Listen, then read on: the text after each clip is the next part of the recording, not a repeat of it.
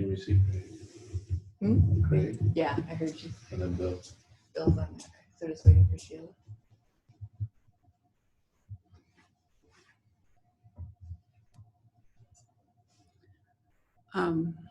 Because we do have a quorum, I think I'll just go ahead and start at 7, and Sheila will join us.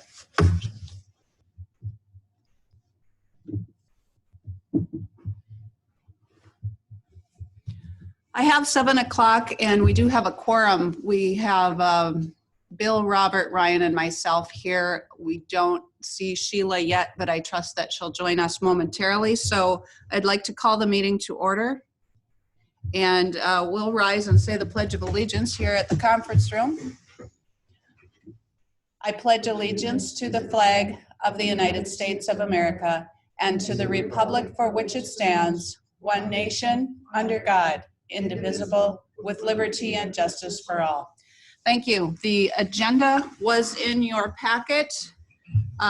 First of all, I think I'll just call the I just want to make sure every board member's audio is working, and it's okay for board members to leave their audio unmuted. Is that true? Unless your dog starts barking or something.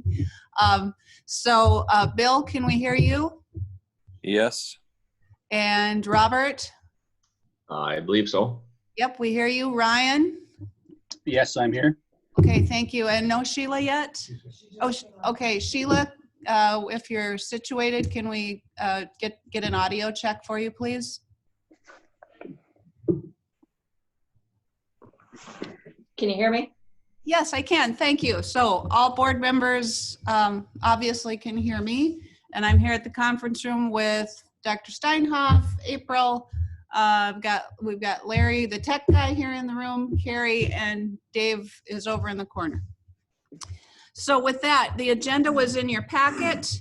Are there any additions to the agenda? Okay, is there a motion to approve the agenda as presented?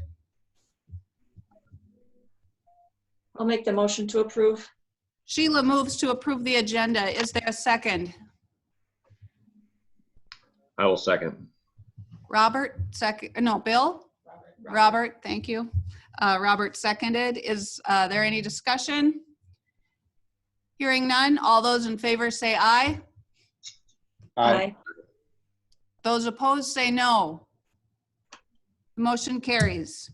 The public communication we had in your packet was a thank you card for the family, from the family of Dale McCary, for a plant that was sent for his funeral. Anything else that came later? Yep, I sent one last night from Jessica Quant for the banners Yes. that we did on Main Yes. for those seniors. Okay, banners are mounted on the light poles in honor of all our seniors, and they look marvelous.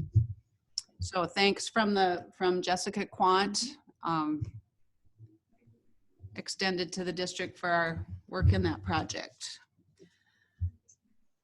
With that, we'll move on to the action items. The first is election worker appointment. April had placed a nice detailed information sheet in the packet regarding this.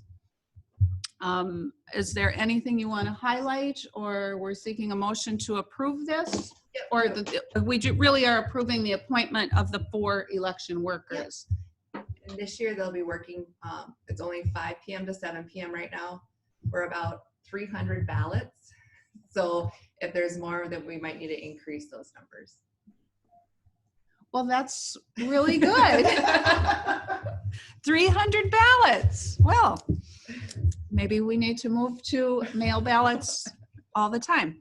All right, so I'm seeking a motion to approve the appointment of the 4 election workers, Rhonda Gamer, Carol Wolf, Barb Boyle, and Caroline Crane, for the duties and time that is outlined in your packet. Is there such a motion? I would make the motion. Motion. I think I heard Bill. Yes. Okay, is there a second? I'll second it. Ryan seconds. Is there any discussion? Is there any discussion? Hearing none, all those in favor say aye. Aye. Aye. All those opposed say no. The motion carries. All right, the next item on the agenda is the insurance agent of record appointment. As we discussed several meetings ago, the North Dakota Insurance Reserve Fund is recommending or requiring that we appoint one agent to service all of our policies.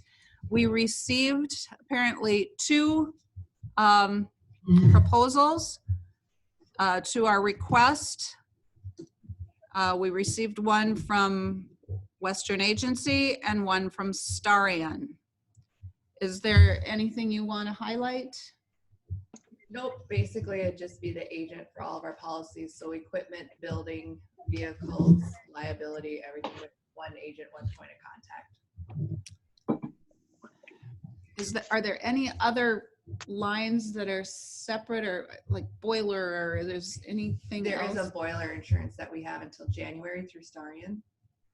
But North Dakota Insurance Reserve Fund also has that option. So that might be something we'd look into next year. Okay. All right, what are the wishes of the board? You had, the proposals were in your packet.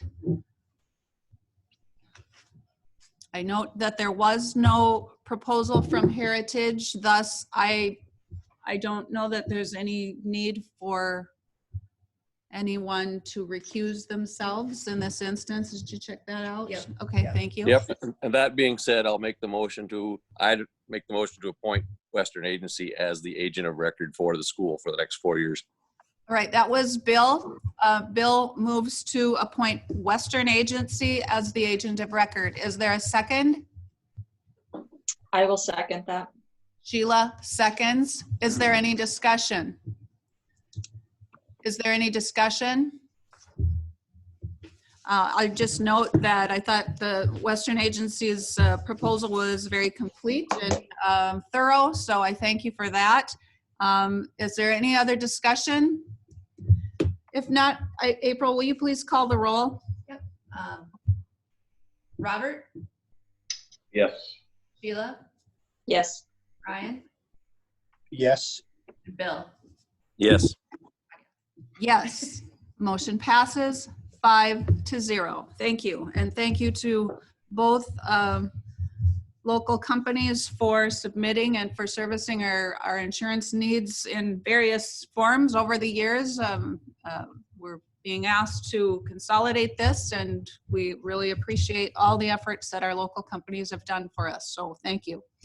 Apple leases, who's the leader on that? Not me.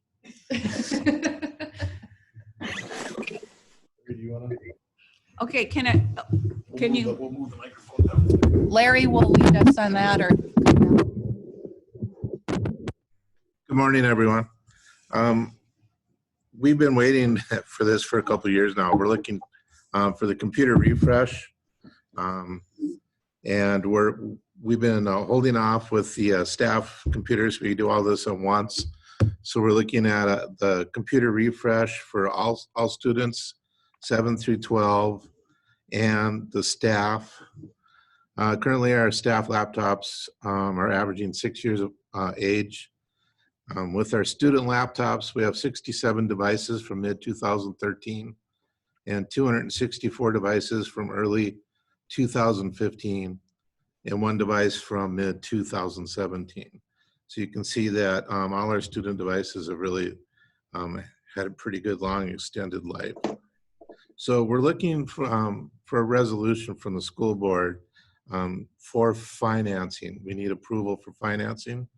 The proposed Apple lease was originally $263,000 for all the devices.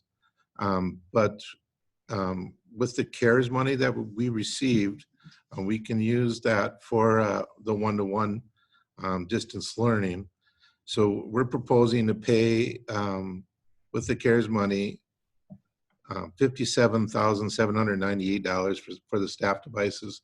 So that would include computers, iPads, and iPad cases, and a dongle and a pencil for each teacher. And that would bring our lease down then to Apple for the student machines to $205,000.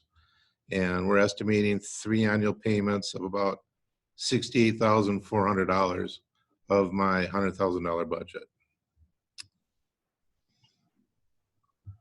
We would also take all the old student devices and wipe them clean. And there's some companies that Apple recommends, they're third-party vendors that would buy back our devices. They were estimating, Apple was estimating we might get about 45,000. We lowballed that down to maybe we'll get 40,000 for it. And we would use that part of that $40,000 to pay off our last iPad lease, which is $32,000, $288. And then whatever the balance left from that would go into the tech budget.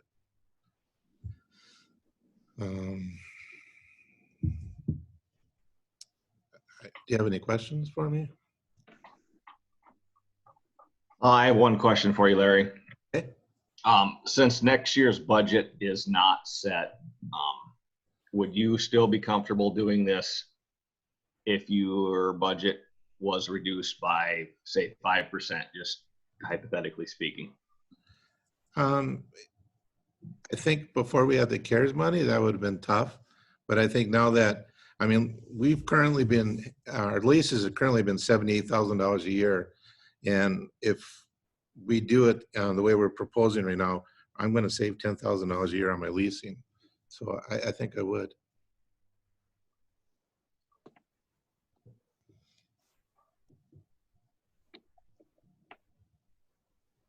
Any other questions?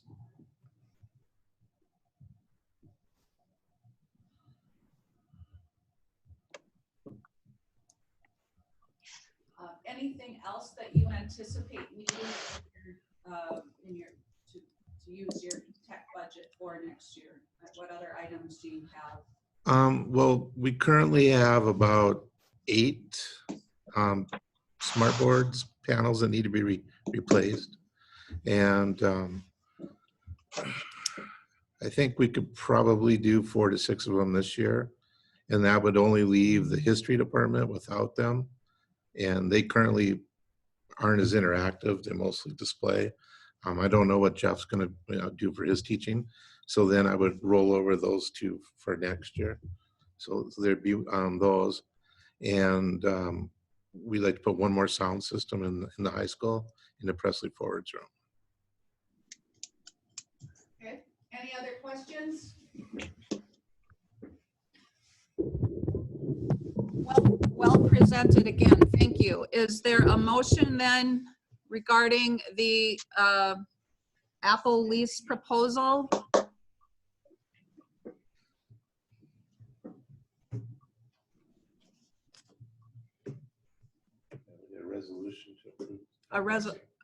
We're seeking a resolution to approve this financing is the language I need.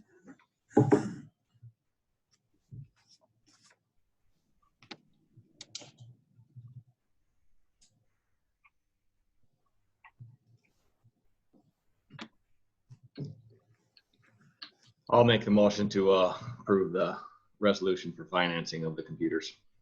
Okay, Thorpe moves to approve a resolution approving the lease financing as presented. Is there a second? I'll second it. Ryan Rosendahl seconds. Is there any discussion? Any discussion? Any further questions or discussion? Hearing none, please call the roll. Sheila, Yes. Bill, Yes. Ryan, Yes. Robert, Yes. Yes, motion passes 5-0. Next action item is hot lunch rates. I think that perhaps April will be leading that. She's madly typing the announced motion. I'm hoping you can hear her okay. So this is just our regular annual, I guess, review and approval of lunch prices. The worksheet that Child Nutrition gives us recommends $2.95 for lunch, but they can't make us increase more than 10 cents per meal. So I guess it's up to you guys if you want to move lunch up to $2.95 or just increase 10 cents across the board. That's historically what we've done in the past, is increase by 10 cents. And when you say $2.95 for lunch, are you talking about 7 through 12? It would be your K through 6. K through 6. Yep. Okay. And then the rest would just fall in accordingly to Okay. the differences.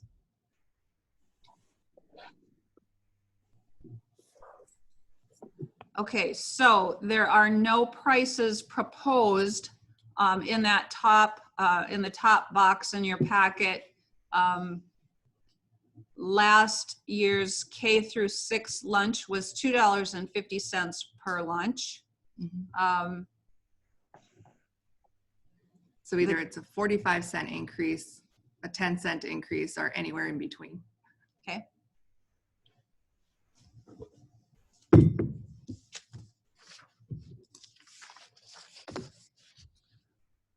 And I really can't provide I guess, an outlook on the lunch fund because of the emergency summer foods program. It's kind of all out of whack between the purchasing they have to do for the bags and the food, and then the revenue we'll be receiving. So it's kind of out of whack, I guess, of how much do we really need to increase.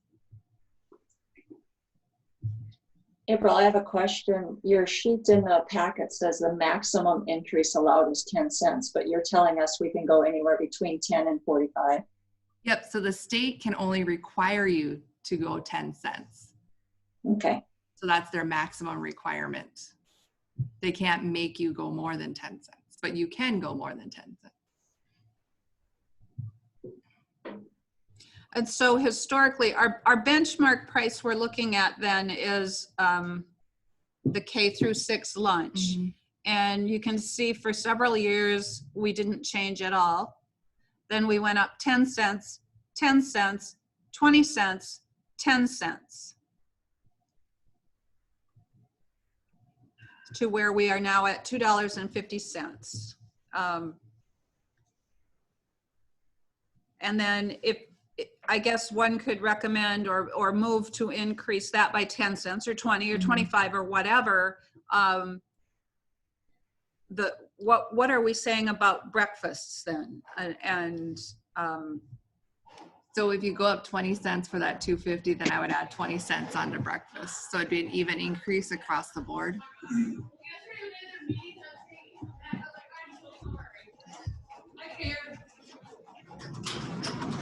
Sorry. Lunchtime. The lunches are. The lunch ladies are going to the freezers. Yeah, head into the freezer, sorry.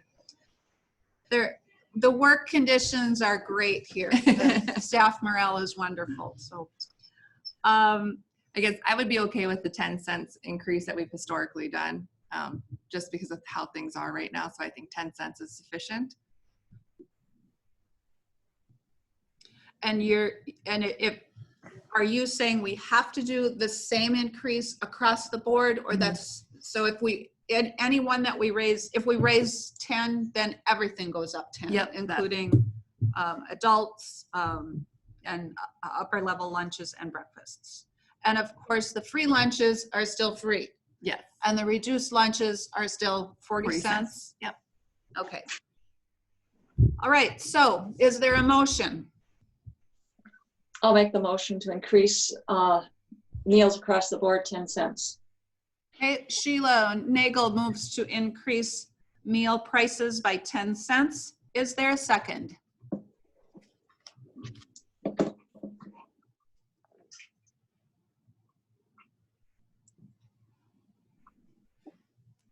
I'll second. I believe that was Bill. Bill, you are not pictured, so You're dang right. Nobody wants to see this face.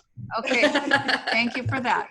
All right, that seconds the motion. Is there any discussion? Any discussion? I would just note that I happen to be on the Northern Cass website, and with the exception of K through 5 lunch, where they were also at $2.50, our lunch prices are from, all of our meal prices are 20 to 35 cents lower than theirs, with the exception of elementary breakfast, that we were only a nickel lower on that. So we're not, at least with regard to that particular school, we are still more affordable. Mhm. Okay, any other discussion? Without looking at it, just going off memory, we have been raising our prices, and I think it's been picking up some of the deficit spending we do on the lunch program, but it's still nowhere close. Is that correct, April? Yes, Possibly 20 to 40,000 a year in the red. yes, that is correct, except this year, but yeah. But that is historically what I've noticed is about that amount, between 20 to 40,000. And I think it had been up to 80,000 at one time since I was on the board. I was thinking there was a year of 55, 65, something like that.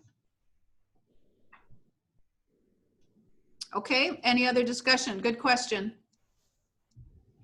Anything else? Hearing none, please call the roll.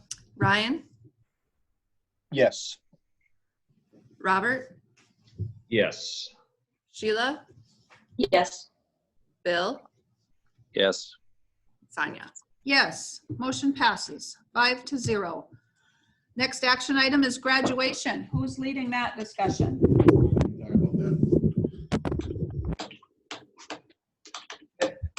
Good morning, everybody. As a recap, Brandon, Carey, and I have met twice with the senior class via Zoom to talk about graduation, and both times the discussion has been that we'll hope and plan for graduation in the gym if that's feasible and possible. If not, we'd have a secondary option that would be not in the gym. And the last time we met, we talked about doing it at the track and having 2 vehicles per family, all parked on the track facing the inside, and then having the grandstand, or not the podium and whatnot in the middle, using an FM transmitter and doing it that way. And so when the seniors were called by Brandon, they would walk out, and then we said they could walk out with their families and get their diploma. We'd have the photographer there, Tyra, as we would normally. And so we've had both of those options, and met with the seniors and talked about it, what they wanted, what they didn't want, and what they hoped for. And then last week we got an update, which is in your packet. It's 9 pages from the North Dakota Department of Public Instruction on guidance that basically is an exemption for Governor Burgum's Executive Order 20-10, I believe.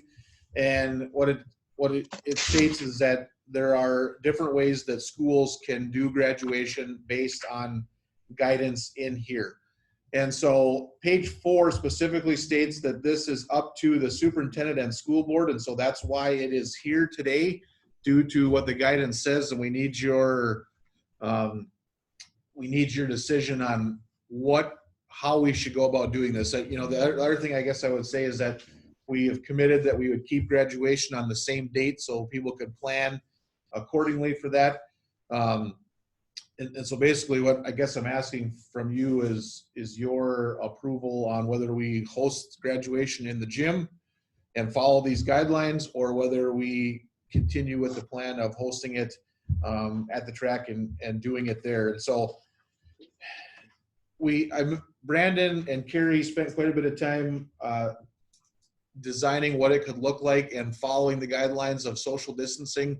I asked them specifically to think about what is the maximum number we think we could fit on the floor while still social distancing. And they came up with, I believe, 385, which is 10 family members plus a graduate. And they would all be spread out on the floor. So the bleachers would be pushed in because it would be chairs throughout. And we believe that we could do that and still follow social distancing guidelines and the information in here, and so I guess I could open it for Brandon or Carey to add other things. There's 6 of one, half dozen of another. A big sticking point, it seems like, with the seniors is really wanting the opportunity to watch their class video together. That seems to be very important to them. And we talked about if we had it in the gym, that wouldn't be a problem at all. We did give the seniors the permission that if it was hosted at the track, that we would allow them to be in our parking lot, and we would project their video, their senior video up that evening on the wall of the outside of the south gym, and they could watch it together in the parking lot. So that was an option we presented there. And the last thing before we open up to questions is, in looking through the guidelines, it's pretty specific and pretty well laid out. I did have a discussion with a lawyer last week, not our lawyer, but a lawyer that's also in charge of other things and related to this. And he said, there's really no common law on this in terms of litigation happening because of holding events and then someone getting sick, or God forbid, someone getting sick and then dying, and they say you're negligent because you didn't follow all the guidelines that were put forth from you. And he said, I'm sure we're going to get common law from this because of litigation that'll happen. But he was fully aware of the DPI public instruction, and he said, these are objective guidelines for you as a district. And he said, your responsibility as a school is to know the guidelines, number one, but number two, his opinion is your second thing is to make sure that those guidelines are followed, not only knowing them. And he said, when you look at page 6, and you think about common law, you have a difference of, here are your options that they posted for you with the lowest risk and the highest risk. So he said, I would consider that when you're doing your decision on what you do, of where do you want to place yourselves in terms of, he said, think about what would a reasonably prudent person do in preparing for that. So anyway, that's what he guided us on. The other end is we don't have cases in Dickey County in terms of testing that's been done, that's been found to have positive cases of COVID. Of course, we know that in graduation that we oftentimes have people that come from different places other than Oaks or Dickey County. So I'd open it up now to Carrie or Brandon on anything that you think that I missed, or questions regarding graduation options.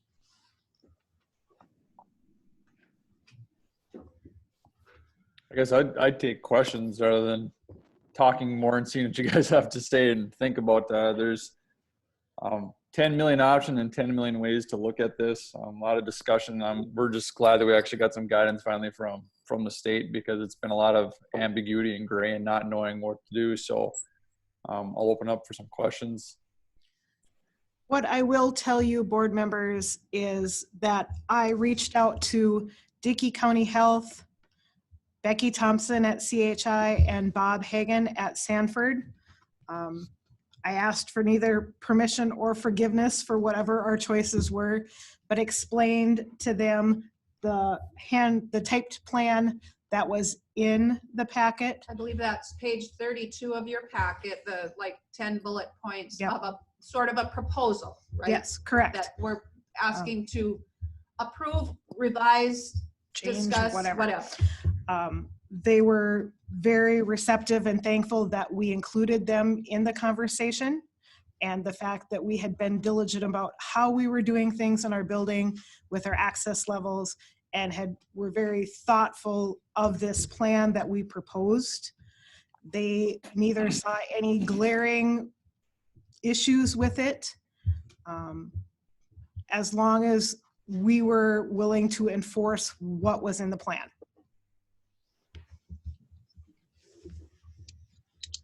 I liked your that summary bullet point that was specific to our school. As a parent of the senior, I really want to see at least this type of ceremony to put some normalcy back. I think the big thing is the fact that our area has been, 0 cases. Has it been here? Who knows?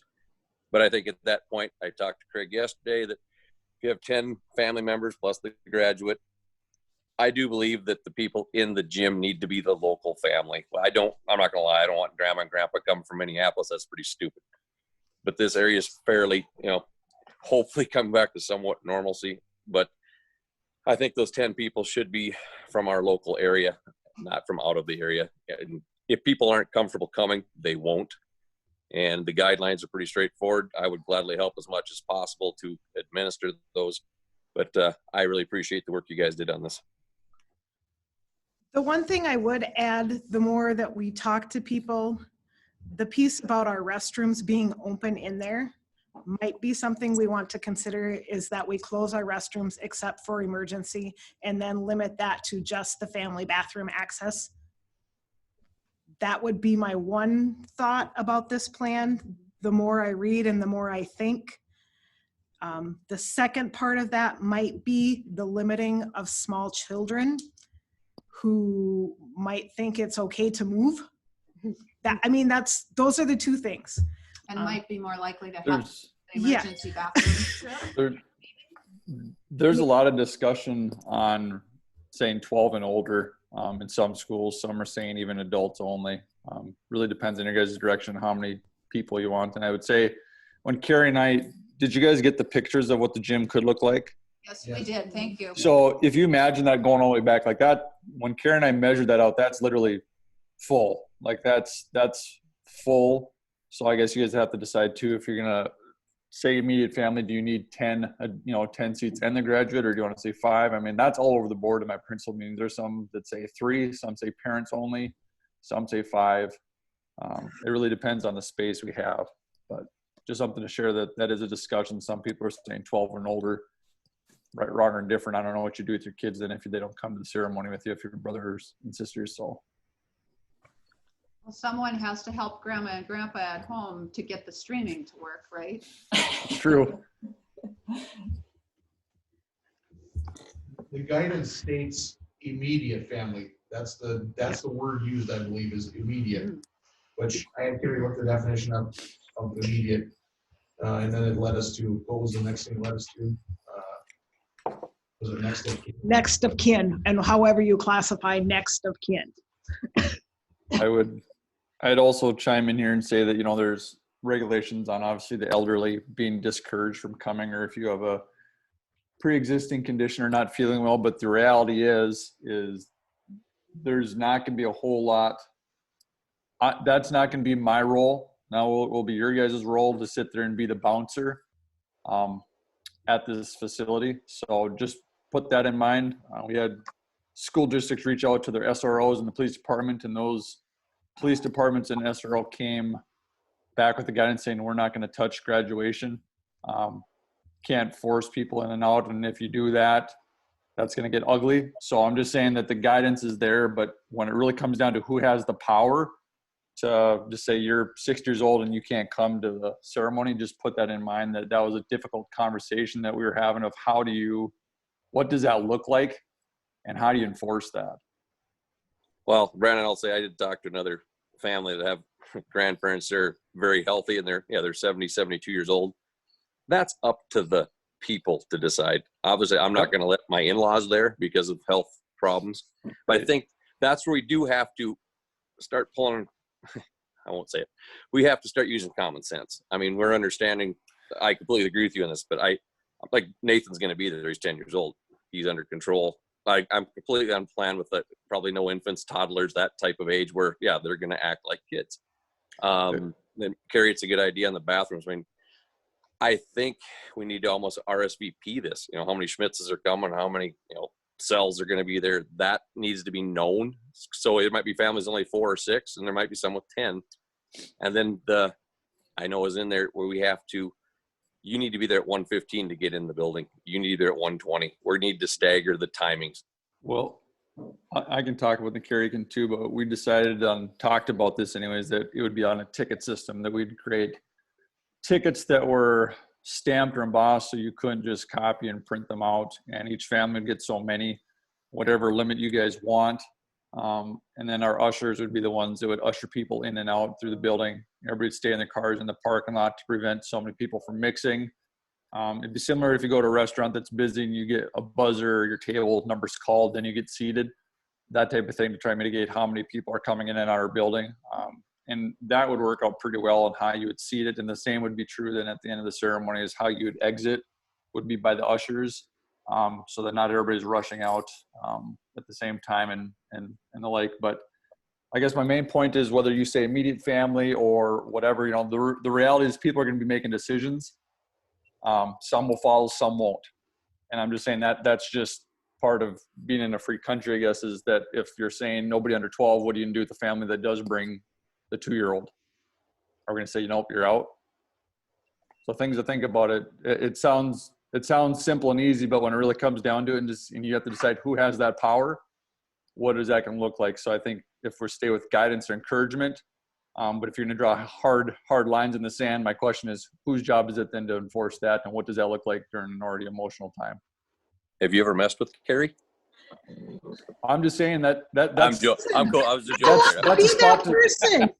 that's a spot to put Carrie in, but I'm just saying just to No, think I'm about joking. those things, you know. I'm with you, Brandon. I'm just saying you put the guidance out there, and again, you rely on hopefully some common sense.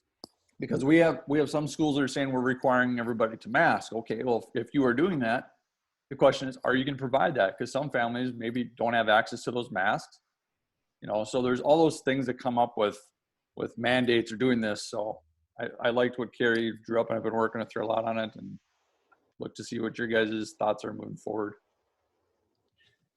For the record, I did order disposable masks that should be here the week of graduation If as you're lucky. option. Yeah, if they show up, as an option if someone should so choose to come into our building without one. I appreciate everything you guys did on this. I think you did an awesome job of drawing it up.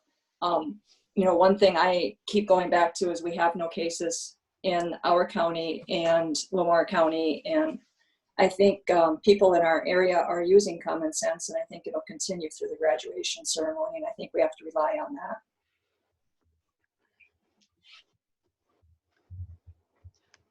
Does it say in the official guidance, does it use the words immediate family? It does. Okay, and so we're saying each graduate, our proposal is that each graduate would be allowed up to 10 tickets. But we aren't using the words immediate family. Does it make more sense to say each graduate will be allowed to provide a ticket to their immediate family up to no more than 10? And we talked about that. And who do you consider immediate family? Well, that's the question. Yeah. Like if you lay out that it's the people that live in your household, whatever. But we didn't know what kind of immediate family, because your immediate family and my immediate family might be a totally different thought process. But then if the official guidance says immediate family and we're not using the words immediate family in our rules, our structure, then somebody's boyfriend is going to be coming, somebody's aunt from wherever. And, if we use the words immediate family in our procedures and families interpret that differently, that's one thing. But if we don't use the words immediate family, then we're not following the guidelines, are we? I mean, there's going to be room for different interpretation, but if we're not even telling people immediate family, then we're not following the guidelines. The lawyer that talked to you said you need to know what the objectives that are listed there, and you need to make sure that they are enforced. Those are the two things that you told me. I think including immediate family is gonna let people interpret what they think immediate family is, and it's also gonna keep the attendance local instead of non-local, to me. Well, some graduates have brothers or sisters that live far away. Yeah. And they're still immediate family. But I feel like we need to include the words immediate family. And the families are going to interpret what that means to them. But I think many will say, oh, well then they may self-control some of the attendance that they might have otherwise said if we just gave them 10 tickets and said, here, give them to whoever you want. I would chime in and say as well, then another option you can have is just limit how many people can come. And then you have people making that decision as well. The other conversation we had was, okay, well, let's say you don't want the boyfriend to come or the aunt to come or whoever. The reality is you're self-containing that group 6 feet away from each other, and those people are already mixing and already going to the graduation parties. They're already going to be congregating together. So the fact, though, that they're not split up amongst a normal crowd is another thing to put into perspective as well, that those people are already 6 feet apart from any other family. So the likelihood of them mixing is still possible, but not as if it would be in a regular ceremony where they're sporadic throughout a tight crowd where you're shoulder to shoulder, front to back from everybody. So that was another topic of conversation too. And then Carrie, you talked, I think, to Department of Health, but the same conversation goes up to if you have a divorced family or split family. How does that look? Do you have to create separate roles for them? The conversation was, no, you do not. Based on, Carrie, correct me if I'm wrong, your conversation with Dickey Department of Health, because those people are already mingled together. They're already sharing family members or vehicles or whatever it may be, or houses or however their living arrangements are, so that they would only still have to be in one role. So some things you don't think about until you think about it, I guess.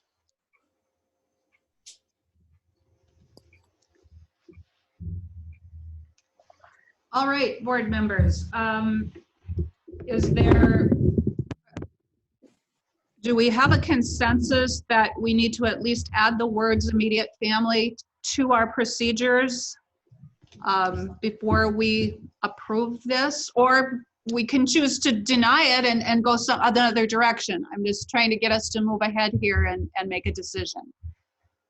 I'm in favor of the proposal as is, except adding the words immediate family.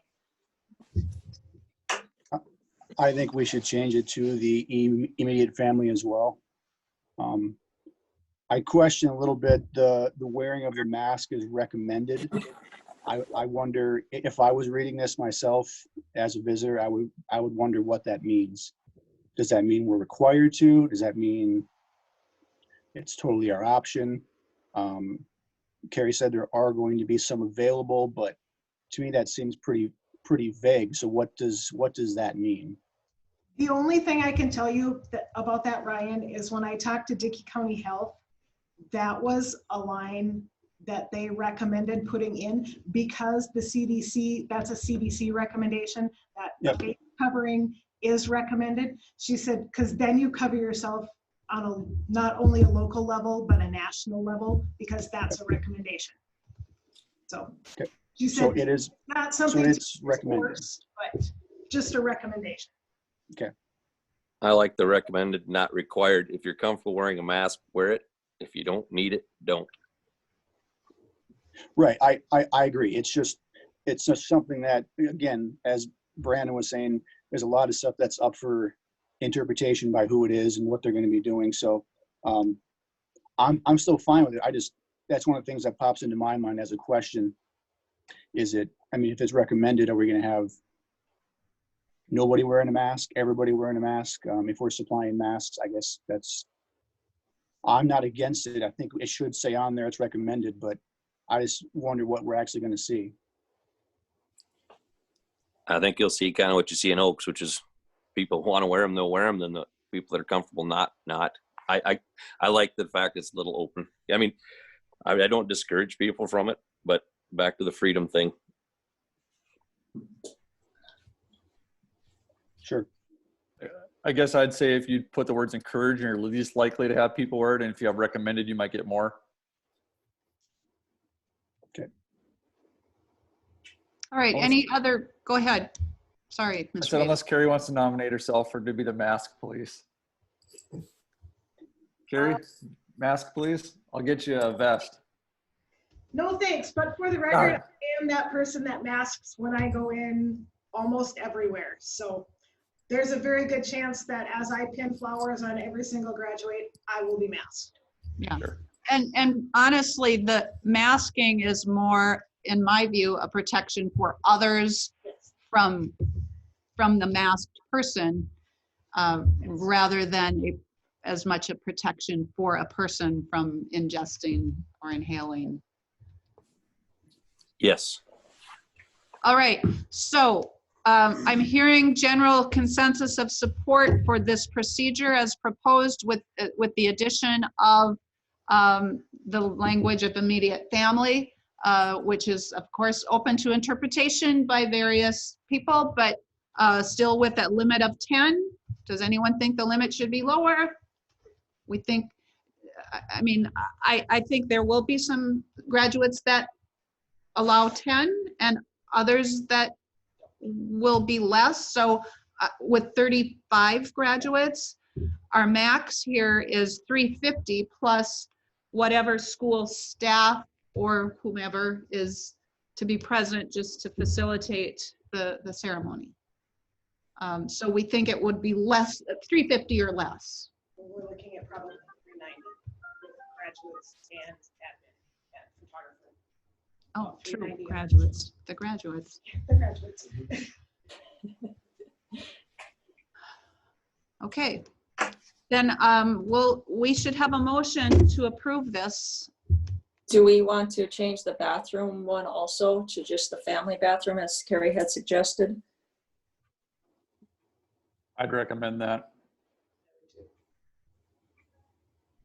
Okay, if that's the consensus, then that's, we will revise this. I mean, I guess in some ways, then you're funneling all those emergency bathroom cases into one small room instead of spreading them out to larger bathrooms. But if that's what was suggested by, Well, they didn't suggest, it was just the contact. And the reality is I can be in the lobby like the handles as or they come and go. a custodian or somebody could be there, and then there would be only one place, one room to monitor them. Okay? Although if you have the men's and women's available, I don't think we're going to have a mass rush on it, but I kind of think they should be available. Because even if you've been to Fargo at all, been to a restroom, people still socially distance in there too. I don't think you're going to have a mass rush. So I agree with encouraging limiting it, but to have them not available, I think would be a mistake too. If there are 2 emergencies at a time, I guess we'll have to make a judgment call. All right. Then is there a motion then to approve the procedures with the changes that we've discussed? I will make that motion. Sheila Nagel moves to approve. Is there a second? Second. Bill Schmitz seconds. Okay, we've had pretty good discussion on this. Is it clear, April, Carrie, Greg, what the age, is there any age restriction, or are we limiting immediate family and it's up to families to decide who is immediate? Any thoughts? What was that? Toddlers, babies. Toddlers, babies. Immediate family is the words we're using, and no age restrictions at this point. So if that's the way the motion is, if that's the consensus of the board, it's up to the family. Okay? All right. Any further discussion? Any further discussion? If not, April, please call the roll. Robert, Yes. Ryan, Yes. Sheila, Yes. Bill, Yes. Sonia. Yes, motion passes 5-0. Thank you for the good discussion. One thing, Larry and I Larry has to recalibrate the Pixelot camera to be able to have the view of the stage, and so it will be live on Pixelot, and we're testing that today, so that will be an option too for all people to see as it's happening. And audio as well. We're Yes. testing the audio at 9. We've actually hooked our sound system into the Pixelot system. Okay. And then we're going to adjust the camera at 9:30 and work with the Pixelot text for calibration, which will then take. All right. Yeah, I would like to see that tested multiple times, because, you know, I think that's just, I think it's so wonderful we have that available, and I just want to make sure it works in this situation. Glad it's there, and let's make it work. Okay, good discussion. Any other comments thoughts, questions on graduation? So usually we have to decide which board member is going to present the diplomas. So I propose that we have a cardboard cutout of Bill Schmitz where each graduate can have their photo taken. Mr. Beta. Something I just thought of that came to mind was another discussion usually came up was, okay, well, how are we going to seat everybody for graduation? And what Carrie and I were going to do is do a random draw for families as to where they would sit, because otherwise you'll have the families that want to get there early. I don't know your guys' thoughts on that, but it'd be a way to spread it out, because you got to seat the family in an order, or seat from the front first and not know who it is. So I'll leave that up to you guys for discussion. I was probably a little late to the party there, but we don't need a motion for that, really. Just thoughts on what that looks like. Most schools are doing random draws as to where families will be seating, so that you don't have families that get there on Wednesday afternoon and camp out and want to get the front row spots, but it doesn't matter. Brandon, I like that. And if possible, as soon as possible, because you can almost do a wonderful diagram. You can show families where they're going to be and the new, how it's set up. That would probably alleviate some, where are we going to be again? Well, it's right there on a PowerPoint or a diagram. And I know there's some spots in the gym, if you get the back row, nobody wants the back row, but I think it's fantastic that right now we're going to have a graduation ceremony in our gym. For a while there, we didn't know what we were going to have for a ceremony, but that also helps then for us, for the ushers, to decide, okay, what family needs to be seated first. And then that family will know, okay, if you're in the front, you got to get here by this time so that you can be seated, and then we can roll through and snake your way through the end. So just something to think about that came up. I like the random. It's the fairest way to do it. Will we actually then, each graduate will get up to 10 tickets, but if they're only going to have 5 guests, we should know that in advance so that we only set 5 or 6 chairs, 5 plus the graduate chairs in their section? I agree with an RSVP type situation as soon as possible.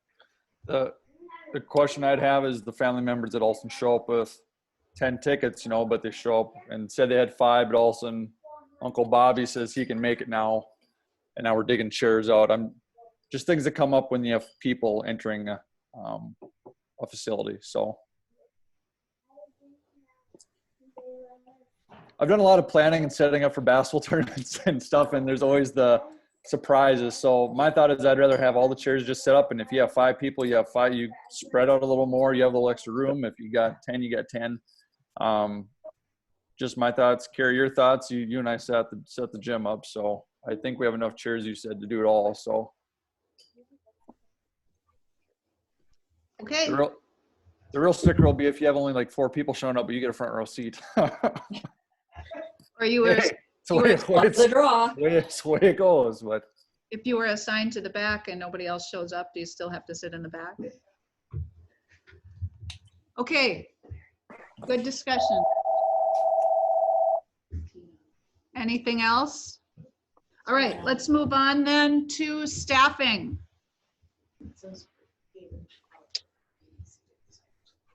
First thing is the resignation, and that was in your packet, and I believe Shirley is on here. So I want to say thank you for her 36 years of employment at OPS. Thank you, Shirley. Is she muted, or can she say a few words? Okay, thank you, Shirley. Awesome. We don't need to accept the resignation like we would if it was a contracted employee, right? But we could have a motion to commend her for her 36 years of fine service, if anybody would like to do that. I can't, otherwise I would. I'll make a motion to commend Shirley for her 36 years of service to OPS. Thank you. Is there a second? Second. Bill seconds. Is there any discussion? I'm gonna say I think she's the only one left from when I was in high school, although I don't think she worked here when I was in high school because I graduated 39 years ago. But I went to her house almost every day for lunch. All right, any other discussion? Hearing none. All those in favor, please say aye. Aye. Those opposed, say no. Motion carries. Thank you very, very much, Shirley, for all of your many years of service to Oaks Public Schools and its children. All right, anything else? Classified staff salary. There was a proposal in your packet. Sheila and I worked with Craig and April. Sheila, do you want to hit the highlights of that or defer to April? Whichever you.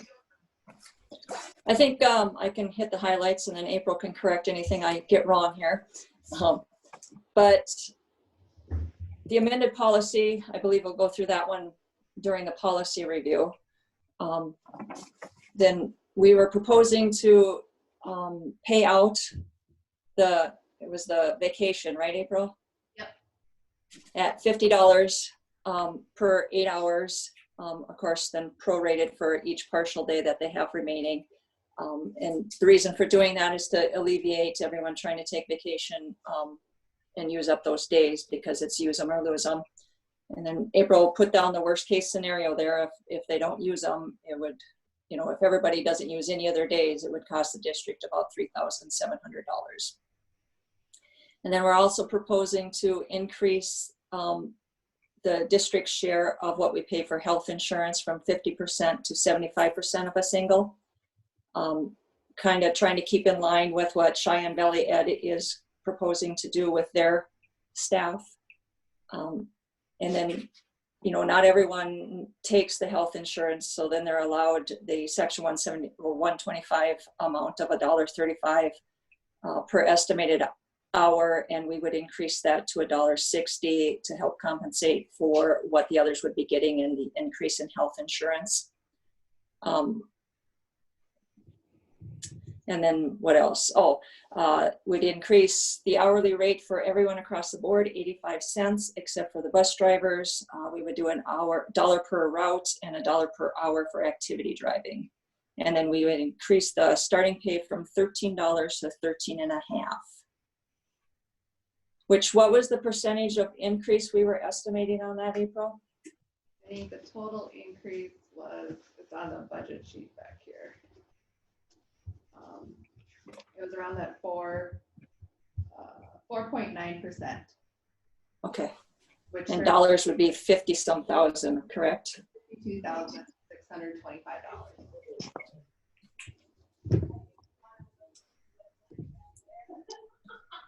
All right, Sheila, would you like to move the adoption of this and then we can go on to discussion or? Yes, I would move that we adopt the proposal as presented. Okay, thank you. Is there a second? And then we can discuss.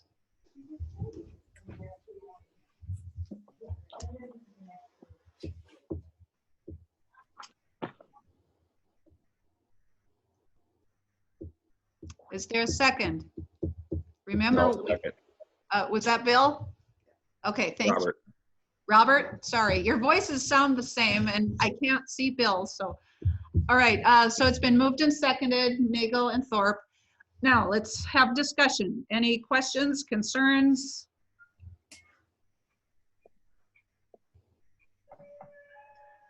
I guess my one question was, in the top, it stated 7 employees, and then your total was 50,000. So what's the, is it just the bus drivers difference, or how many total employees are we? Well, the 50,000 is all 12 months, 9 months, and bus drivers. So the vacation only applies to your 12-month employees. So there's only 7 12-month full-time employees. Those are the custodial staff. Yep, and Carrie. And Carrie.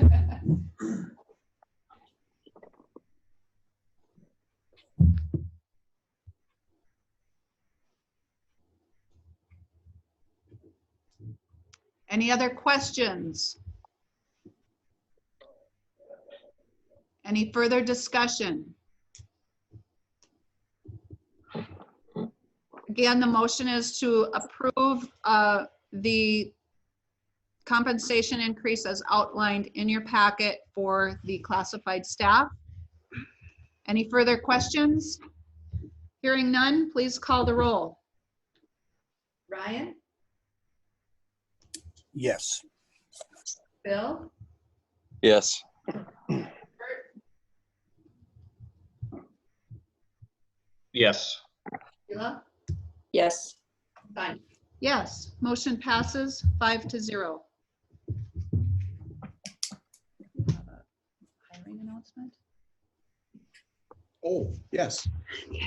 All right, I forgot to ask Craig earlier if he has Yes. a hiring announcement. Yeah, the head boys basketball committee interviewed 5 candidates this last week and unanimously agreed on our hiring pick, and that is Rod Kramer. And Rod Kramer accepted and will be the head boys basketball coach starting this fall. So Rod currently lives in Lemoore and is an insurance agent for Choice Financial. He has 12 years of coaching experience, 10 as head, 2 as assistant.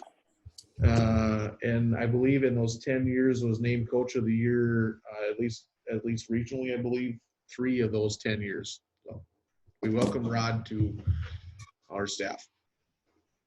All right, anything else with staffing? I'd love to hear your music teacher's staffing pick. Music was open until April 30th, and we got 0 applicants, and I actually received 0 legitimate contacts about it. I'm working on alternative planning for what we could do to make sure that we offer music for next year, and I have meeting planned with an alternative option there. Although last night I received an applicant, so we do have 1 applicant, and I will be forwarding that on to the principals, and I will be contacting the superintendent, who I know, and so there is a glimmer, I guess, of hope. But I did have a discussion yesterday, and music is one of the areas that the music instructors across the state, I believe, met yesterday and are talking about the concern with the new normal, so to speak, that it may be a challenge specifically of gathering unlike age people together, students together, for example, in choir and band, and that they're worried that it may really be an issue for them on how you can conduct music, especially if we have to have social distancing guidelines and those parameters. But so as of right now, we don't have the music position still open, but we're working on options. And again, we now have a candidate. Sheila, did you have a question or comment? I was going to ask about the music teacher. All right. All right, anything else with staffing? I saw Cheyenne Valley is looking for a para to serve here, but other we're As of right now, we don't have any other openings, except we'll have to replace Shirley, obviously. right. And then now that we've adopted the compensation, we can issue the intents to rehire, and hopefully they'll all sign them and come in. Yep. Okay. All right, any other questions regarding staffing? If not, we'll move on to policy review. Today we have no second readings. We have numerous first readings. And that one change. The one here, the new policy DDBE, and Sonia realized that we already have a policy named DDBE, and I think it's because it's old specific, it's personal leave. So I need to change that descriptor to DDAB. The descriptor of the one that we're adopting Yeah, the as new a one. first reading. Yeah. So your policy on your agenda, first reading item in Roman numeral 7, VII, DDBE should now be called DDAB. Yep. So that will not affect the policy that we already have in place Exactly. okay. All right, so there are numerous policies here. Many of them are obviously being considered because of the pandemic situation. And so I had a number of items, but, of questions, but let's have a motion to approve a first reading, and then we can have some comments if others have some.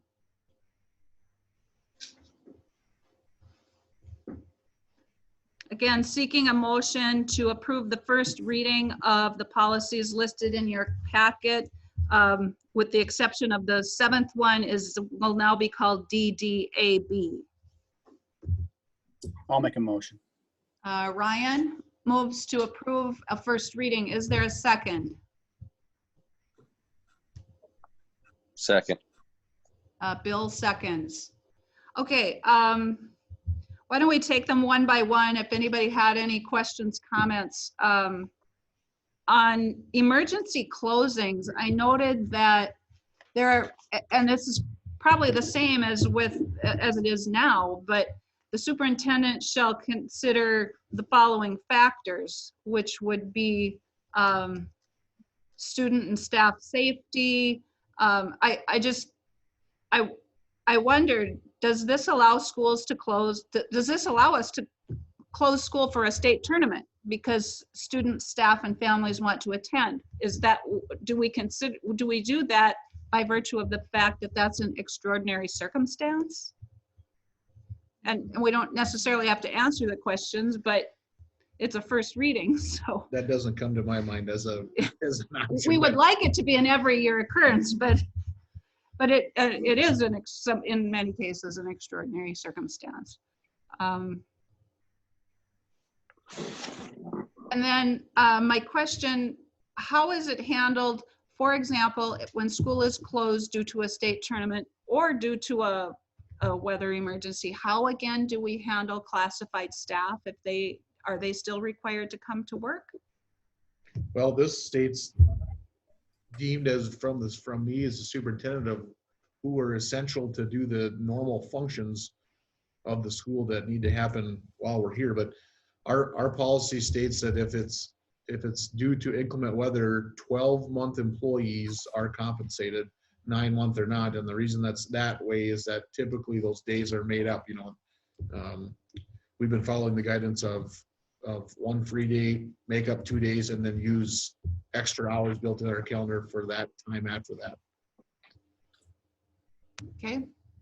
And so I guess as we move to the next meeting, if there are any issues that come up in this discussion that you think need to massage the language, we should do that.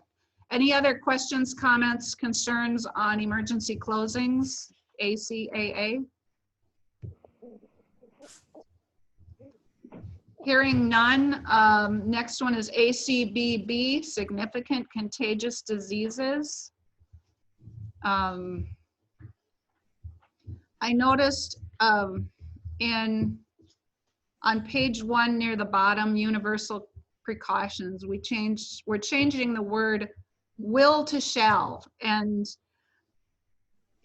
I think we had the conversation a year or two ago, what does shall mean? And there's some legal interpretation of the word shall meaning may, and to me shall means will. And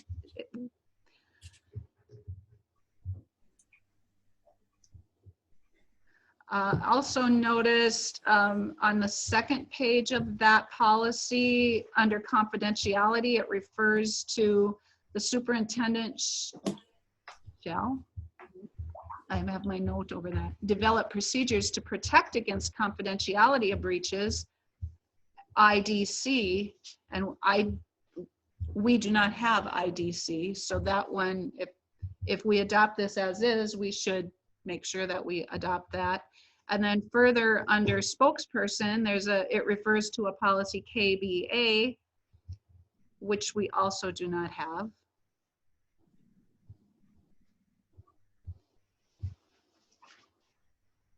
And I think under reasonable accommodations, wait, there's some numbering issues there. There's a 1 and a 1, and then under the second number 1, the principal shall establish special provisions, procedures. I think there should only be one of those 2 words.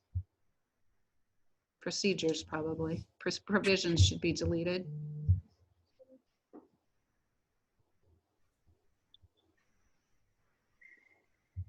Any other questions or comments on ACBB?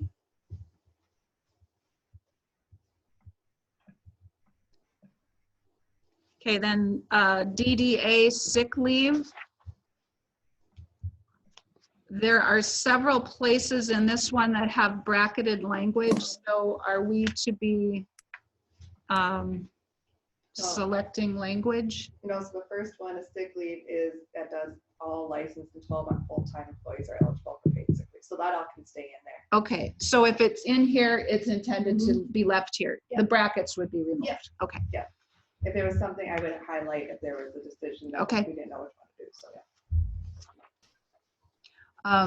About 3/4 of the way down the first page, the paragraph that starts after being absent for 3 days is common consecutive days. That doesn't make sense to me. I think there's some language that isn't quite right there.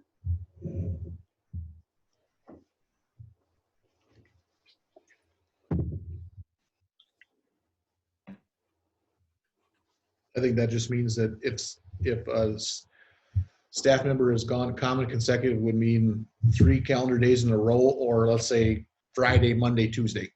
That's what that means in my interpretation of common consecutive. Yeah, I think you're right. I'm not sure that I think there's an extra is, or there's some language that doesn't quite make sense to me there, but we can work on that.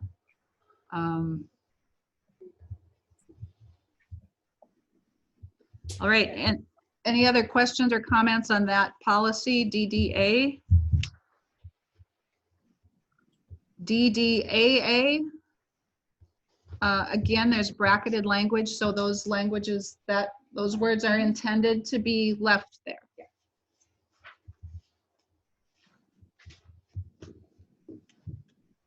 Hearing nothing, DDAA, the board regulation.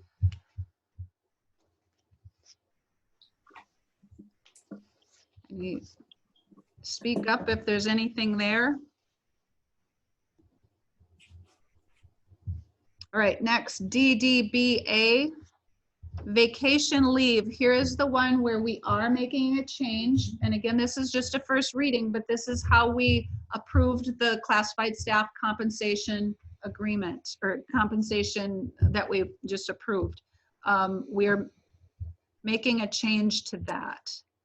And quite a bit of language is added here to our previous policy. Everything underlined in the middle there. Everything green. It's our desire to be more specific in policy rather than otherwise it just said you're allowed vacation days. And then for whatever reason, it was brought to the supervisor and approved or denied.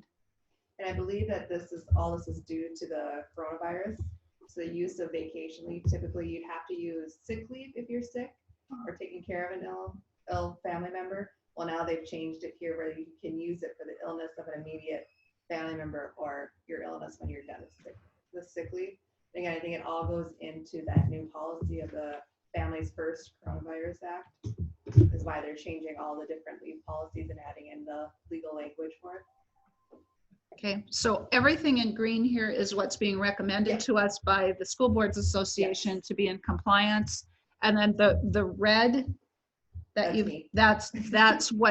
that's the change we need to add to incorporate what we just approved for our classified staff. Yeah. Okay. Shouldn't that also include the line vacation shall not be carried over from one year to the next? Yeah. Like you had in the proposal? Yep. And I just saw that too, so I circled it and yep. Okay. And then on the bullet points in the middle of vacation leave, it looks like there needs to be a seventh bullet point. Oh, and time lost. Okay. Okay. Oh, we're still in DDBA. Okay, any other questions or comments on DDBA? So finally, the last first reading is now called DDAB, so that we're not touching our DDBE. Yes. So, and this is all just, this is what we, and this one, we need to adopt it, and then in a few months, at the expiration of the act, December 31st, 2020. Yep. So in our January meeting, we would repeal this. Yes. Okay, and again, first readings, so we'll be seeing these next month. If you have any questions, concerns, notice anything, reach out to April. All right, so we have a motion to accept a first reading of these policies. Motion and second. Is there any further discussion? Hearing none, please call the roll. Sheila, Yes. Ryan, Yes. Robert, Yes. Bill, Yes. Yes, motion passes 5-0. All right. Nothing else on policy? I think that's enough. I do too. All right, activities director report. I got mine by email from AD Christensen last night by email or early this morning, I don't remember. Spring activities have all been canceled. Impact testing needs to be done for 7th, 9th, and 11th graders before fall. So I hope that, oh, you're there. Never mind. I don't need to read this for you. Go ahead. You were doing a great job. No, we want to hear from you. We want your final AD report. Sure. Like I say every time, it's going to be the shortest one ever. But no, we need to do impact testing, and it's something that we usually always do in May. We take care of it and it's ready to go, but obviously we can't do that. So there's going to have to be some type of plan to do that. And I don't know if it's going to be left up to individual sports or what should happen, but that's just like physicals. This is going to be one of those things that's going to be kind of a pain in the rear that we usually have taken care of. So impact testing has to happen. We've got a new physical form. Physicals have to happen, you know, your basic stuff. And then, I don't know, you guys read it. I don't know if you guys have any questions on it. If you guys have any questions, let me know, but you all got it and you all read it. So let me know if there's anything else you'd like to ask about.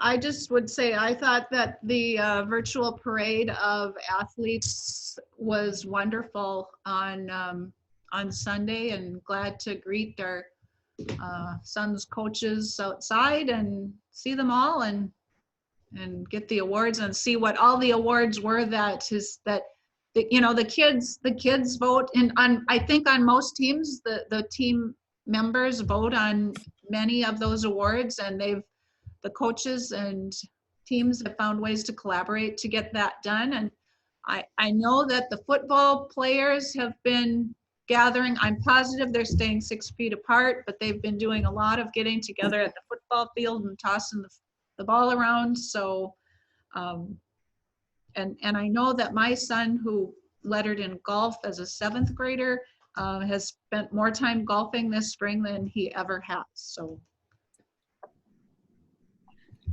Yeah, there was a lot of time. There's a lot of time and effort put on that. That happened on Sunday, and that's why I put in there to please be supportive, because we caught some heck about it. You know, is that all? Is that all you're doing? And it was super disheartening to the coaching staff, and especially Maureen Wentworth put an insane amount of work in there, and we thought it was really classy, and we tried to have every single detail covered on there, and even had our coaches going and personally delivering stuff. So. We tried really hard to make it the best situation that we could. So thanks for that. Thanks, Sonia, for saying that, because that wasn't what I got on Sunday from some people. Besides that, I need some guidance. Oaks Public Schools is going to be without an AD in June and July, and we've got summer workouts coming up. And I've talked to lots of ADs and lots of coaches across the state. Obviously, there's been a little bit of a relaxing from Governor Burgum in the last day as far as what happens at the schools. I don't know that there's any official language in there about summer workouts, but if we're not allowed to be on campus, then summer workouts will be happening off campus. And that's going to happen at every school. That's going to happen. I'm quite sure Greg's on here and he's already setting up how he's going to get his football boys to be working out and such. And so the volleyball team will be doing the same thing. We obviously open it up to all girls athletics and Greg opens it up to all boys athletics, but it ends up being basically lots of times football and volleyball. So I don't know if I need guidance on this. I don't know if I just wanted to tell you guys that or what, but there will be some workouts going on. And if somebody would open the gym up and the weight room up and let us clean after everybody, we would be super happy about that. But I'm guessing that's not going to happen. Sherry, the guidance came out yesterday. I have not read through it from DPI and what is allowed, what is not allowed, but we have to have guidance for everybody in terms of a smart reopen. So that's got to be part of that entire mix and will be a cabinet line item or a cabinet discussion item on Friday. And we're going to provide support for everybody. You know, same thing with teachers coming in the building and kids coming in the building, but I anticipate we will be relaxing a lot of those pieces that we've had before, such as, you know, currently the teachers don't even have their keys, don't work to get in the building. I think we're going to be locking that backwards and stuff and trying to get back to more of a normal state while still following the guidelines that are out there and hopefully getting us prepared and getting us to practice a lot of these things for the fall. So basically hold tight and until you guys tell us that, then we're just going to do stuff off campus. Correct. And my final thing is, Sherry, thank you for your 4 years of service as AD at Oaks. I've learned a lot, especially from conversations with you about your previous experience and how you've handled things. So I really appreciate working with you. And we're glad that you're still continuing in a different role or different roles than before. So thank you. Yes, thank you very much. Well done. One thought that I had about possible, you know, before I became the virtual Team Makers banquet on Sunday, our track is on course to be done this summer, right? Mm-hmm. And should there be a lifting of any of restrictions where perhaps we could have a celebration of our new track at some point, say in July, and have you know, a parade of our champions and senior class and you know, something like that later this summer in celebration of that.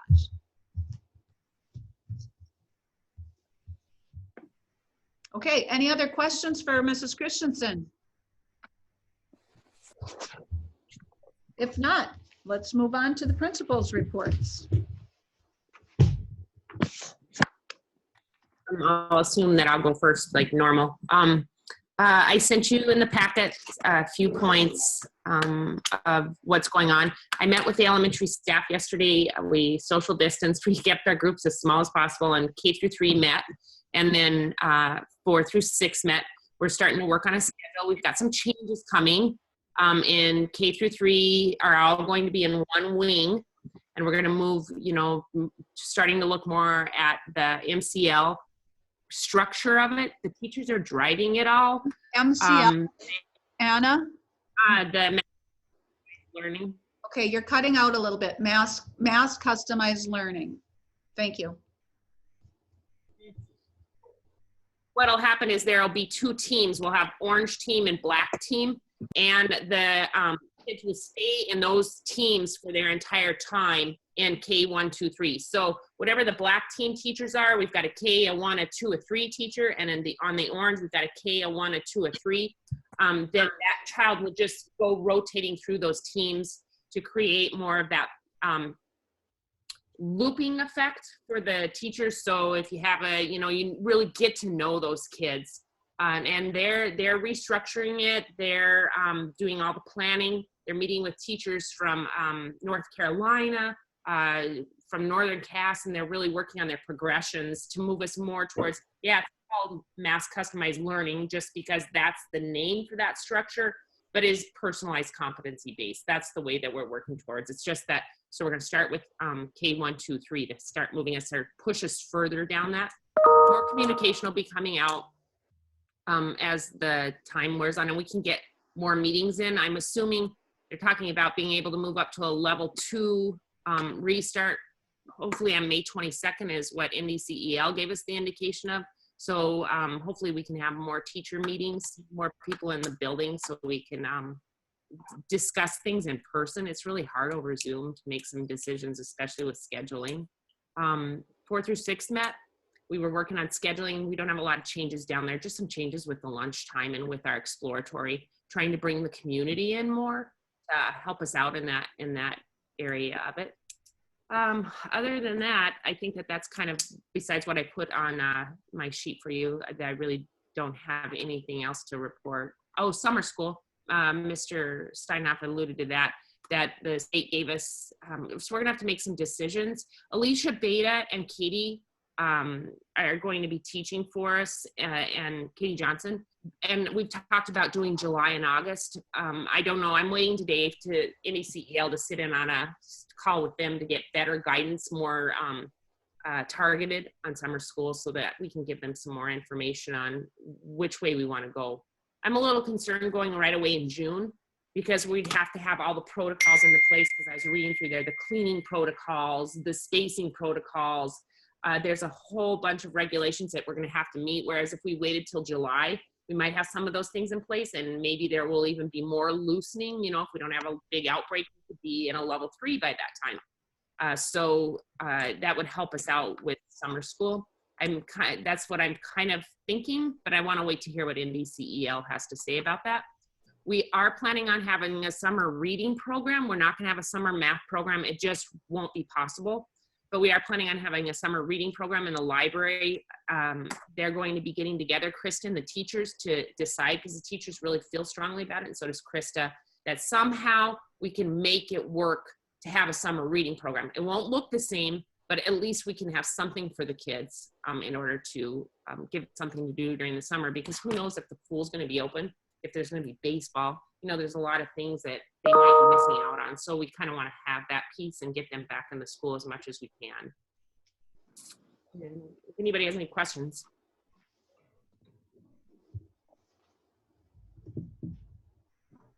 All right, no questions? Thank you, Mrs. Sell, and your staff for all of your diligence and doing everything you can with what we've got to work with. Mr. Beta. It went. Oh, go ahead. Oh, you're done? I'm not going to take it. It was my teachers. My teachers did it all. I just was the guide on the side. They rocked it. They were good at it. And one thing I wanted to say, the technology piece, if we wouldn't have had our technology and piece, thanks to you guys doing that and purchasing that, no way would this have gone. Talk to other schools that they didn't have that technology piece, and it was a huge hurdle. And we moved into it a week earlier than everybody else, just because we already had it. Our kids understand it. Our teachers know it. And now we're even better at it. So hopefully it doesn't happen. But if we get bumped up into that level again, we're ready to go. And we can, you know, be a lot more at ease with it. So. Right. I'm sure that every family and student and teacher experience this differently with different levels of success and challenge. And yet, you know, we had the tools that we needed and did the best we could with them and learned a lot to improve our instruction even on site in the coming years, and we'll make the adjustments and be better than ever. So thank you. Mr. Beta. Hi, good morning. So you see the packet I sent, just a few updates of how distance learning is going. Sent the end of the year plan out to all families to give them a heads up of what these last 2 weeks of school looks like. Our staff have done a great job of splitting our kids that are at risk of failing a course and being single points of contact, even though we can have more than one teacher contacting those kids, but organizing their priority assignments. And what that means is basically what assignments carry the most weight. So if we get kids complete these, they'll see their grades improve at a higher rate than small assignments. So they're working on that.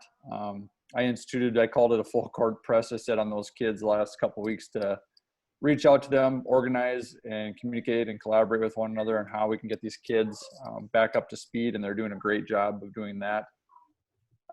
Textbook and tech turn-in schedule, that was sent out as well in the end of year plan. So the last week of school, Larry and myself will be there doing a drive up textbook and technology turn-in, so that should work out pretty well. And if families can't make those times, they can just let me know or pop in any of those days, which will be fine, but we want to get everything turned in by Thursday at 2 o'clock. Janitors have already cleaned out lockers and tagged families. So that, I think Carrie was saying, they might be reaching out this week to families. If not, then we'll have them available when people come to drop off their textbooks and their technology to give any locker belongings back to the kids as well. Aside from that, you can see the scores, ACT scores that came back, the initial results. Some things really improved. We have a couple areas we definitely need to work on, but for initial results, in March, we'll be doing a June testing date here. Now that everything's opening up for people and getting people back into the schools, that I think will be a pretty big testing session here in Oaks. I've had already several principals reaching out to me, asking if their students can come join, which we said, yes, we will, given the amount of students that might want to take it. So we'll see how that goes. Aside from that, I'm still sending out student feedback surveys and sending that to staff. That's been really helpful to direct how things have been going and reach out to students for support. The rest of the things I sent you guys, you can look at. I do have a principal Zoom meeting here at 8:30. So when this is done, unless you have questions for me, that's where I'm going to pop over to and join those discussions. That's been really helpful with local leaders there. Last three things I have is class registration went really well. We have 100% of our students registered for classes for next year, and that was done all online. Carrie did a fantastic job of organizing that and communicating that to families, and I think that we'll probably continue that in the future. I think it was very helpful for families to be able to sit down and look at the class offerings and then make those selections. And of course, you know, it all has to fit into a schedule. And that ties into the last two things. We have a continuing rebuilding the FlexMod schedule for next year with some new demands and things that we had and feedback that we've had. So we are completely rebuilding that, and we are one step closer. I don't know, Craig, you might remember how many times we meet, or Carrie, but we've met a lot, probably twice a week or once a week for sure, and started from scratch to try to eliminate conflicts and better map out where certain programs are to try to bring some equity amongst teaching load. And we're still in the process, and we hope to have that done here by next week. So with that, I'll stop talking because I need a break and a drink of coffee, and I'll answer any questions you might have.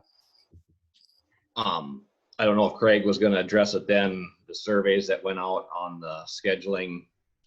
I take it we're going to stick with the FlexMod schedule. I will, yes, I'll address those. Your question is what? Oh, on the scheduling for next year then. Yeah, we, like Brandon said, I think we've met 7 or 8 times, and that includes teachers from both the Oak School, administrators from the Oak School, as well as the SRCTC, and have totally revamped. And the agreement that we came to with them was that we would have it ready to go and it's functioning by May 21, or have to revert back to a 7-period schedule. And as of right now, it all signs lead to us having a fully functioning and newly updated, redone FlexMod schedule for the upcoming school year. Okay, and just looking at these results here, the English is still shockingly low, I guess. What are we doing to address that? Yeah, and remember, these are initial results. Usually I don't send this out until October. So this is the first time these kids have taken the ACT, and most of them will retake in June or even July or August, depending on when those testing dates are. So I expect to see those rise. But for English right now, and that's the big concern is, you know, last year was the lowest that we've had for English, and that went up some. It's still way lower than we need for benchmark. Benchmark for English is an 18. to be qualified for like a dual credit English course. And reading benchmark, though, is usually 22, and that's been significantly low for a while. So we're going to start implementing some more ACT prep into Mr. Wentworth's curriculum, as well as clarifying some of the standards he's teaching, because your North Dakota State standards for 11th grade don't necessarily match up with what you're going to be assessed on for the ACT. So that's the direction we're going to pursue. Since our feedback from the staff, from the public, was ACT is one of the most important things from our school. So that will be some things we address for next year to address those deficiencies in English right now. Although I will say it's pleasing to see that math increased substantially. If you look across the 11 years, that's I think third if I counted right. That's really great. You know, our composite is still down due to the English and reading, which dropped us, but science is the highest we've ever had. So I gave shout outs to, you know, Mrs. Christensen in the science department and Liz Sheeler in the math department on making strides here in just one single year. So I see some big things happening there, but we do have concerns with our English and reading right now. Any other questions? If not, thank you, Mr. Beta, and your staff for all of your efforts and your moves to continuous improvement and data and reaching out in every way to the kids and families. So looking ahead to even better things in the future. So appreciate it. Thank you guys for your support. And I'll echo what Anna said, without the technology we'd have here, I mean, it's amazing what our staff has been able to do in a short amount of time, and the kids being, you know, used to some time management and used to using technology has been a big plus on our side. But if there's no other questions, I'll sign off here. I'm gonna hop on to my other principal meeting. no more questions?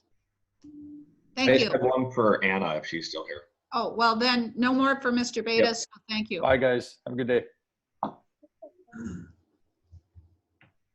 Go ahead, Robert.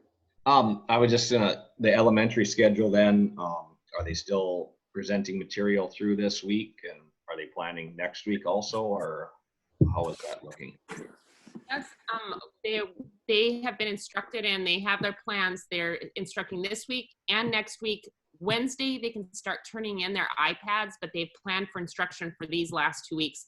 I know that was a question that came up because the high school was turning in their devices starting on Monday, and they had pretty much, they were done with new content the end of last week. And that was a question from some of our families that have older siblings to our younger siblings. So I sent out an email to all of the elementary parents telling them, yes, instruction is still continuing.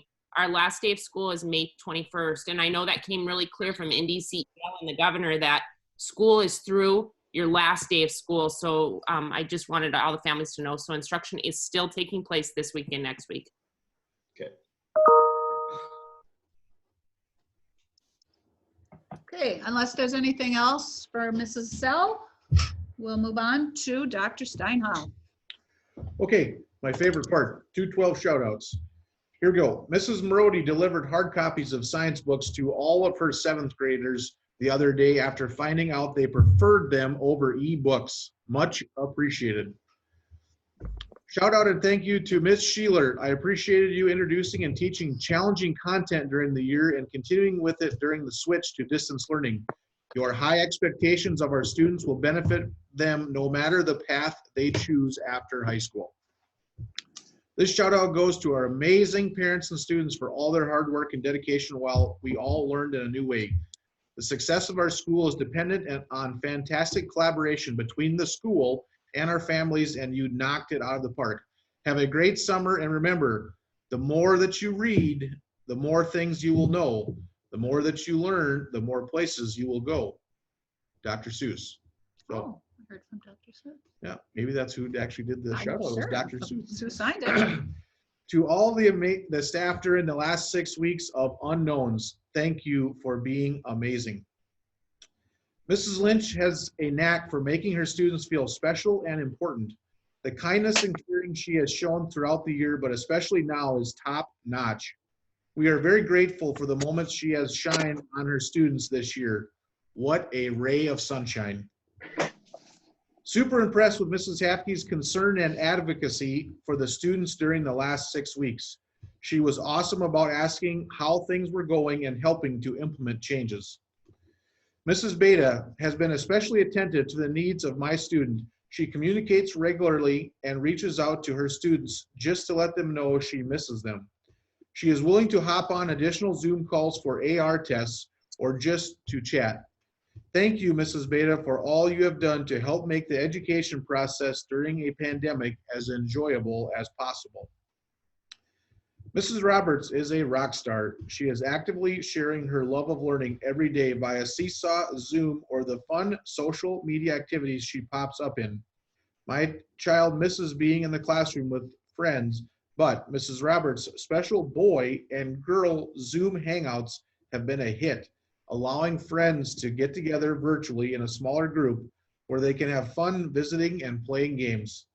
Thank you for helping us get through this crazy pandemic in such a fun and upbeat fashion. Congratulations to all the awesome work being done and shout it out about. So. And thank you for those that share those stories because they're good to hear. And so we'd like to hear more of those. Amen. Everyone. Thank you. The next item, presenting of diplomas. Bill had told me he's willing to do that. I don't think it's going to be physically handing, but it will be up on the stage, and depending on mass, maybe the administration and the minister and the school board member will be the masked bandits on stage. Or the cardboard cutout. I'm not into masks. You're wearing 2 masks, Bill? No, I'm not into masks, even though people want me to wear one.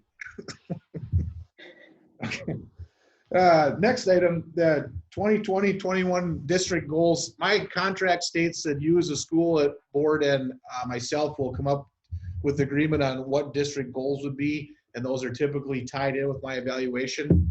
Last year, you agreed to use the strategic plan as district goals for the year. Just want to give you an update on that. If you've got ideas or thoughts on that, think about those, and we could have that at the June meeting, or possibly have that as an item at the retreat on goals for the year. The next one is 2021 budget projection, and that is in your packet. April spent a lot of time on this, and she and I have collaborated and talked about a lot of different items. But what I want to point out to your attention is interesting, and it's the bottom dollar, which obviously matters the most. But at the end of this year, you were projecting and we were projecting to have total cash, and that includes general fund and all of our other accounts, activity, hot lunch, those are cleared out. But I mean, the building and the special reserve of 1.45 million, okay? That was a projection. Well, now we're planning to have 1.76 million at the end of this school year because of pandemic and not spending in a lot of those areas. But the interesting part then is that you fast forward to next year's projection, and everything that we've talked about is in there, with the exception of the items listed at the bottom of what's not in there.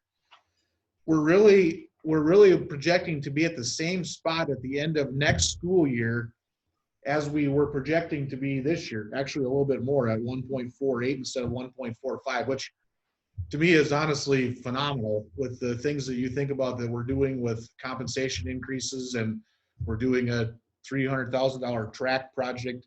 And so that includes, not having any increases in property taxes. If you as a board choose to do so, that may change that number. But I think about this, and then think about 2021, 22. You can take that number of the difference of revenue and expenditure of a negative 287,986 for next year, subtract out about 190,000 of the track project, because we're using 190,000 from the building fund, and then the rest is our general expenditures that we've done for building upgrades and things, and we're choosing to use that money this year for the track. But we could really say that without any changes and anything done differently, we could say that our budget for 21-22 would be about a negative of $100,000. So yes, I know we're in gloom and doom times with the pandemic, and I know the ag economy is not great, but the reality is that we have the potential to continue operating without having to raise any property taxes pretty easily based on the information we have now. So just wanted to give you that recap. We're not asking for a first reading or anything. One other highlight in here, and we haven't talked about it, but April and Dave collaborated and they submitted that clean diesel grant, and they were awarded the grant of $21,725 to put a hole in the block of the 1998 MCI tornado taxi. So, you know, I guess this is an example of you being patient as a board and saying, well, let's keep it at $10,000. And now you have an offer of $21,725 for the taxi. That's not on this time, but we'll need to talk about that later if you're going to use that dollar amount and then order a new another bus. But I guess I would answer any questions you would have on the summary. You also received the entire budget, I believe, in the packet. You sent that out in an email before, didn't you? I didn't do the entire, but I just did the summary. Okay. Those 2 sheets there. Okay.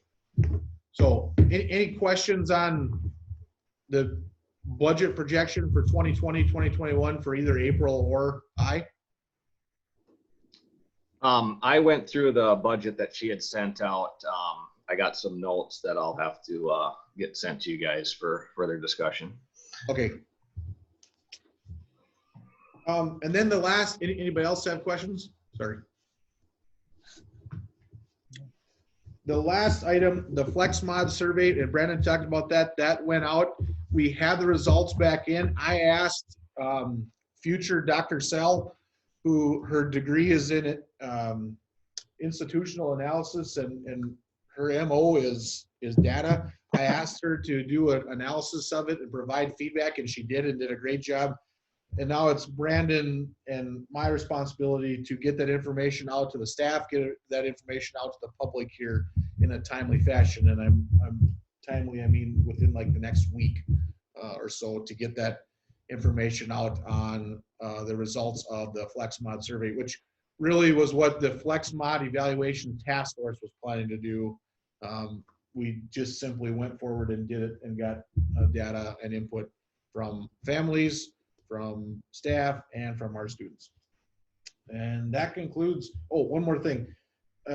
Vicki asked me to give you an update.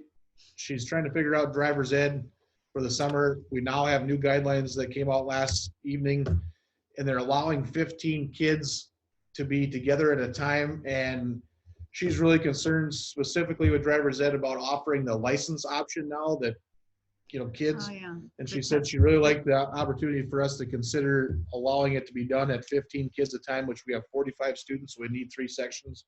So just a heads up on that we're going to collaborate with her on making modifications for driver's education for the summer and do the best we can to get those kids in, because the challenge for the kids and for us is that we can't say, well, we're not going to do it, we're not doing anything, and then next year we have 90 students for driver's ed. And the 45 students are, I assume most are from Oaks. Are there some students that are coming from other schools, or is that just Oaks students? I've not seen the list, so I don't know. Okay. Because I once think in a they're- I while think we they're have mainly ours. a handful that come from other schools because they Yep. don't offer it. Yeah, and if they're not ours, then we charge them a different rate for not being in the district. Sonia, I can answer that question. Where are you? I'm in my office. Okay. And at this point, there are no other students from outside our district on that list. Oh, and is that big class? It's the 50 some kids in that class. Is that why? Because that's a pretty large number of driver's ed students, right? Nope, that's next year. Okay, so next year we'll have even more. And the requirements have changed. For not a completion of 8th grade, you have to be 14 by, I don't know, the end of May, I think. Okay. And Vicki is with us. Yeah. I am. Okay. Can you hear me? Yes. Do you have something? Yes, the requirements have changed. They need to be 14 by May 22nd. So of these 45 kids that I sent a yes or no survey out to the other day on do you want to attend driver's ed, is 7 7th graders, 8th graders, and some 9th graders that did not take driver's ed last year. are we willing to accept students from other districts should they ask to come here? We, normally we get kids from Sargent Central. I do know that they do not have an instructor anymore, but I have not heard from anybody from Sargent Central. Okay. All right, any other questions regarding driver's ed? Any other questions for Dr. Steinhoff regarding his report? No, that's it? You're That's done? it, yep. All right, looking at the next agenda item of committee reports, it looks like we've taken care of both negotiations and technology with our action items, unless, Sheila, do you have anything to add? I don't know what it would be. No, I sure don't. Okay, Robert, anything to add to technology report that we haven't already covered? No, I had technical difficulties, so I was not able to attend the meeting. Okay. But you were fully versed on what took place, I understood. So Larry? Yeah, I followed up. I guess we covered it when, okay, good. All right, so now into the minutia of minutes of the last meeting. We're in your packet. Any additions or corrections? If not, is there a motion to approve?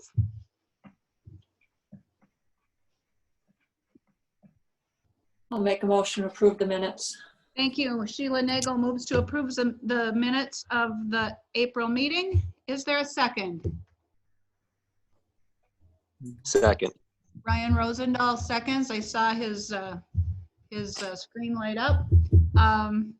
That was actually Bill, but yeah, it's fine. Oh, but your screen lit up. I can't see Bill. Any further discussion? Any further discussion?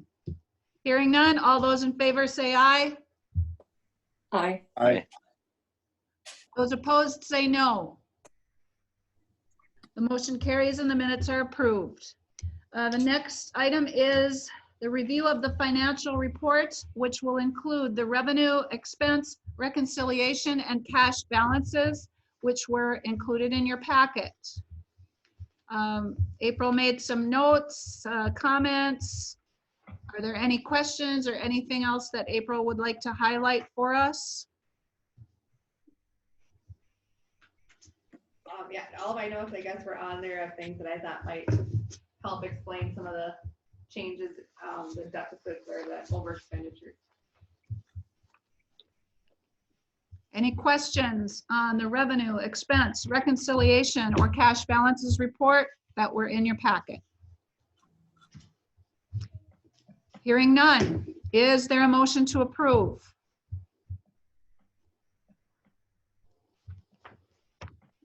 I'll make the motion. I think that was Bill. Is there a second? I'll second.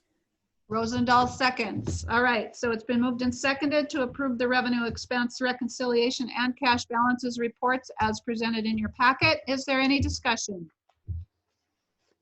Any discussion? Any questions? Hearing none, all those in favor say aye. Aye. Aye.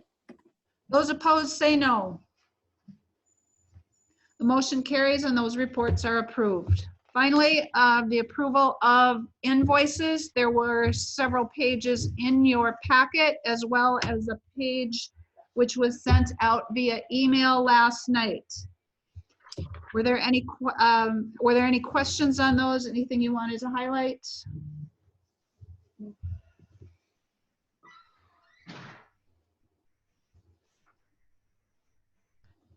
All right, is there a motion to approve the bills that were listed both in your packet and maybe a dozen that were sent out last night?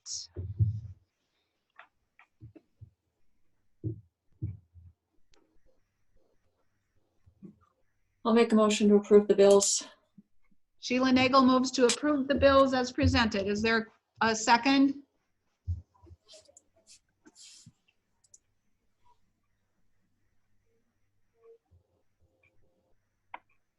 I'll second. Thank you. Ryan Rosendahl seconds. Is there any discussion? Any questions or discussion regarding any of the bills, either in your packet or in the email we received last night? Hearing none. All those in favor say aye. Aye. Aye. Those opposed say no. Motion carries and the bills are approved. Does anybody have anything for the good of the order? The regular meeting by statute in June must be held 6 days after the election, which means that we must meet on Monday, June the 8th. Our regular meeting time is 7 a.m. Is that when we want to meet, or should we meet at a different time on a Monday morning or evening? Or We'll also need to add the 3 and 5 year report, which is typically a separate item or a separate meeting altogether. right, we're required by statute to complete a 3 and 5 year plan, which the administration has been working on, and that has to be presented to the public. And so typically we tie that in with our June board meeting, but I suppose we don't have to. It has to be done by June 30th, presented to the public and the board.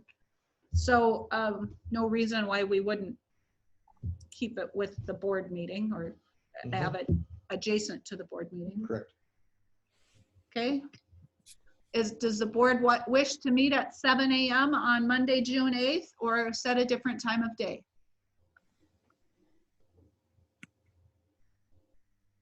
I'm hearing nothing, so I'm assuming that we'll meet at 7 a.m.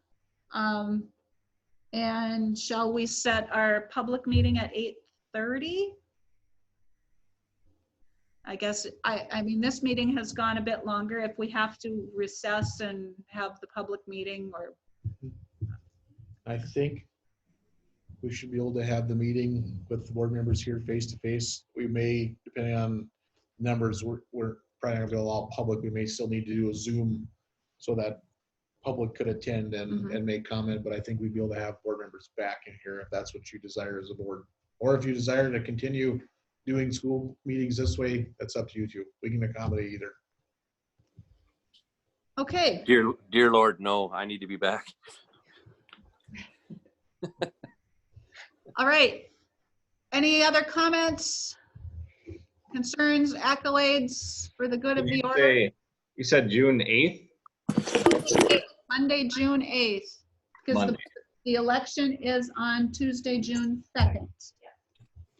And then the planning meeting is. Yes. Okay. All right, if there's nothing else, I will declare the meeting adjourned at 8:57. Thank you, board members and staff, for your patience. This was a little longer meeting, but good discussion and important matters that needed to be taken care of. So the meeting is adjourned.